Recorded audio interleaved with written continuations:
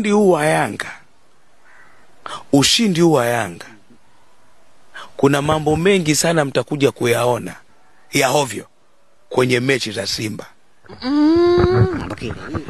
Ushindi huu wa Yanga, gepu ile alama 10, licha kwa Simba ina michezo 3 mkononi. Hata Simba kumalizia viporo, mtayaona madudu mengi sana. Katika iko hivi. Uhuni wa waamuzi. Labda kwa sababu Chuma anaongea. Na nimewapa paswali mapema waamuzi. Ila najua utakosea tu. Kapombe kijiangusha penalty. Nisikilize Beli. Tutegemee kuona madudu mengi. Labda waamuzi na bodi ya ligi uamue kunithibitishia. Lakini kitu kingine ni kwamba hata bodi ya ligi na wao kuna makali ambayo wameyapunguza, licha kwa mengine walishayaharibu baada ya Simba kwenda semifinal. Kwamba semifinal ndio ni kipozeo cha madudu kwenye ligi yetu, hasa kwenye mechi za Simba.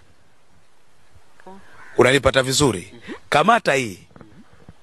Itafika wakati mtu wa Simba mwenyewe atasema hapa tumebebwa, lakini ndio ishaondoka hiyo. Itafika wakati. Bahati nzuri Simba imekwenda semifinal kwenye Confederation Africa. Kidogo makali ya madudu